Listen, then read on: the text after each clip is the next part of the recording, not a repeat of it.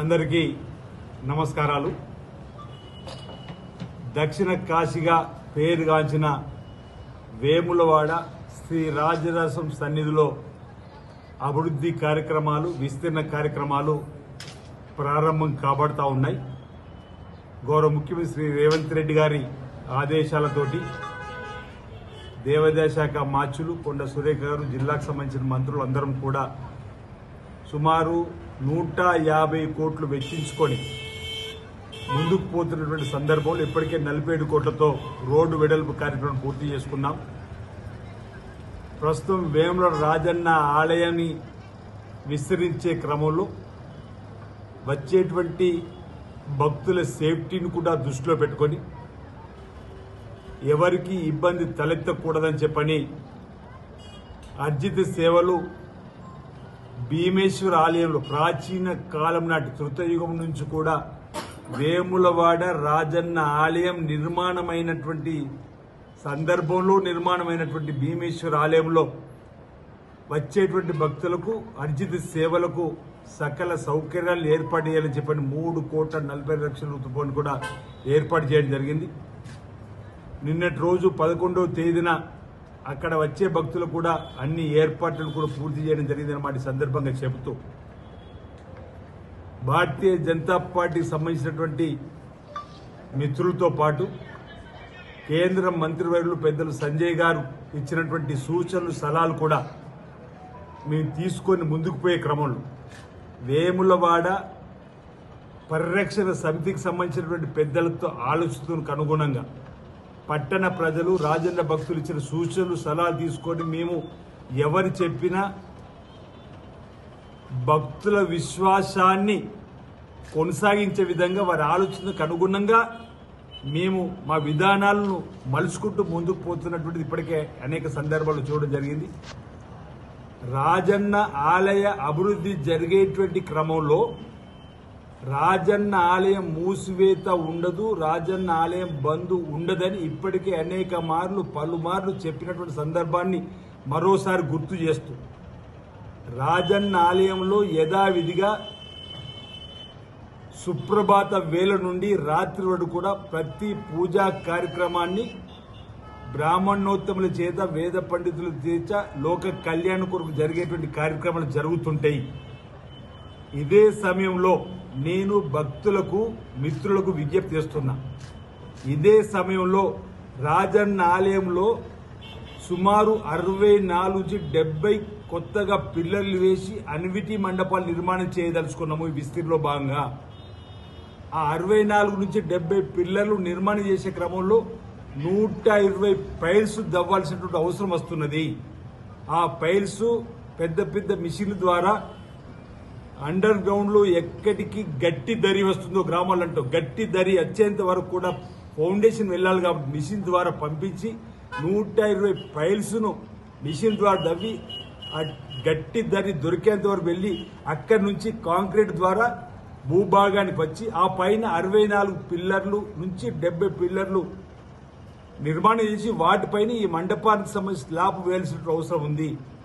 ఈ సమయంలో వచ్చేటువంటి భక్తులకు ఎలాంటి ఇబ్బంది తలెత్తకుండా చూడాలనే ఆలోచనతోటి భక్తుల సేఫ్టీని కూడా దృష్టిలో పెట్టుకొని వచ్చిన భక్తులకు ప్రాచీన కాలం నాటి భీమేశ్వర ఆలయంలో కూడా అన్ని దర్శనాలు కల్పించాలని చెప్పి ప్రభుత్వం ముందస్తుగా ఒక ఆలోచన చేసుకొని శ్రీ శ్రీ శ్రీ విధుశేఖర భారతి శృంగేరి పీఠం వారి గారి అనుమతులతో ఇంచుమించు 4-5 సార్లు వెళ్లి వారి అనుమతితో ఈ విధంగా ముందుకు పోవడం జరిగింది. ఒకరిద్దరు బాలాలయం నిర్మించుకుంటే బాగుండు కదా అనేటువంటి ఆలోచన చెప్పిన క్రమంలో ఈ అంశం కూడా ఇంతకు ముందే వేములవాడ పరిరక్షణ సమితికి సంబంధించిన వారితో చర్చ జరిగింది. శృంగేరి పీఠంలో చర్చ జరిగింది. బ్రాహ్మణోత్తముల మధ్య కూడా చర్చ జరిగింది. ప్రాచీన కాలం నాటి భీమేశ్వరాలు ఉంది కాబట్టి ఇక్కడ బాలాలయం నిర్మాణం చేసుకోవాల్సిన అవసరం లేదు. తృతయుగం నాటి నుండి రాజన్న ఆలయం ఉంది, తృతయుగం నాటి నుండి కూడా భీమేశ్వర ఆలయం ఉంది. ఇక్కడ ఆనాడు శ్రీరామచంద్రుడు సీతారామచంద్ర సమేతకి ఇక్కడ దర్శనం చేసుకుంటూ చరిత్రలో ఉంది. భీమేశ్వర ఆలయంలో కూడా సీతారామచంద్రుడు దర్శనం చేసుకునే చరిత్ర ఉంది. ద్వాపర యుగంలో పంచపాండవులు వచ్చి రాజన్న ఆలయంలో దర్శనం చేసుకున్నట్టుంది. భీమేశ్వర ఆలయంలో భీముడే అక్కడ నెలకొల్పినటువంటి చరిత్రలోకి ఉన్నది. అంటే ప్రాచీన కాలం నాటి భీమేశ్వర ఆలయంలో కూడా ఇబ్బంది తలెత్తదని చెప్పి శృంగేరి పీఠం వారు ఇచ్చినటువంటి ఆదేశాలు సూచనలతోటే వచ్చేటువంటి భక్తులకు ఇబ్బంది తలెత్తకుండా భక్తుల సేఫ్టీని దృష్టిలో పెట్టుకుని అంతరాలయంలో పనులు జరుగుతున్నప్పుడు మాత్రమే ఇబ్బంది తలెత్తకుండా ఉండడానికి కోసం ప్రత్యామ్నాయ ఏర్పాటు కూడా చేసినాం అనేటువంటి మాటను ఇప్పటికే అనేక సార్లు అనేక మార్లు భక్తుల విశ్వాసానికి అనుకూలంగా పోతున్నామని చెప్పిన అంశాన్ని ఇప్పటికే అనేక సందర్భాలు చెప్పడం జరిగింది. ఈ రోజు కూడా నేను బండి సంజయ్ గారు కూడా వ్యక్తిగతంగా చెప్పడానికి ప్రయత్నం చేస్తా. వారు కూడా భక్తుల మనోభావాలకు అనుగుణంగా పనిచేసే ఆలోచన వారు, మేము కూడా అదేవిధంగా భక్తుల మనోభావాలకు ఆలోచనకు అనుగుణంగా పనిచేసే వాళ్ళం.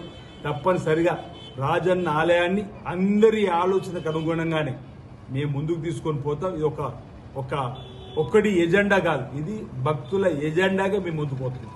గౌరవ ముఖ్యమంత్రి రేవంత్ రెడ్డి గారు కూడా ప్రారంభం చేసినట్టు చెప్పింది. మరో 100 ఏళ్ల నాటికి వచ్చేటువంటి భక్తులకు మెరుగైన రీతిలో సేవలు అందించాలని చెప్పని ఈ ఆలయాన్ని విస్తరించి క్రమంలో 150 కోట్లు వెచ్చించుకొని జరిగింది. రాబో రోజులకు మరిన్ని నిధులు వెచ్చించుకొని అభివృద్ధి పథంలో తీసుకొని పోతామని సందర్భంగా చెప్తూ, ఈ రోజు ఎవరైతే కొంతమంది భక్తుల పక్షాన ఏవైతే కొన్ని ప్రశ్నలను లేదా కొన్ని అనుమానాలను లేదు భక్తుల విశ్వాసానికి అనుగుణంగా ఈ విధంగా పోవాలని చెప్పిన ఒక రిప్రజెంటేషన్ కూడా మా ఈఓ గారికి ఇచ్చినప్పుడు దాన్ని కూడా తప్పనిసరిగా మేము తీసుకొని అందులో సాధ్యాలపైన తప్పనిసరిగా చర్చ జరుపుతాం.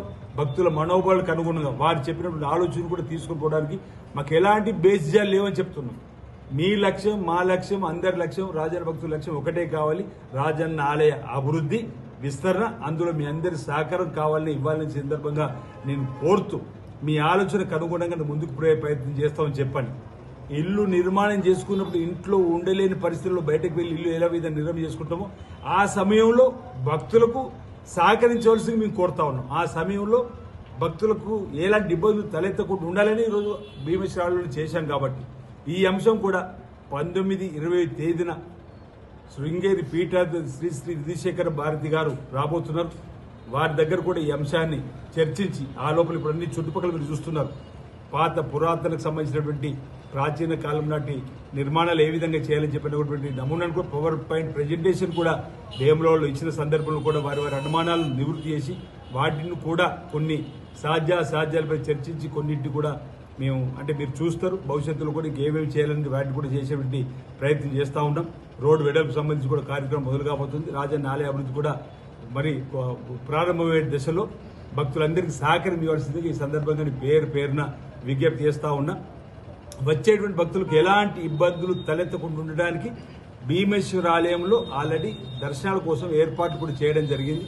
ఇక్కడ పనులు జరుగుతున్నంతసేపు సహకరించవలసిందిగా నేను భక్త జనాభాకి అన్ని రాజకీయ పార్టీ నాయకులకు పరిరక్షణ కమిటీ సభ్యులకు అందరికీ పేరున నేను విజ్ఞప్తి చేస్తున్నా. ఈ క్రమంలో కూడా మీరు చెప్పిన సూచనలు సలహాలు ఏవి భక్తులకు అనుకూలంగా ఉన్నా విశ్వాసానికి అనుకూలంగా వాటిని మేము పాజిటివ్గా తీసుకొని వాటిని కూడా అమలు చేయడానికి ఎప్పటికప్పుడు సిద్ధంగా ఉంటామని చెప్పి సందర్భంగా తెలియజేస్తా ఉన్నాను.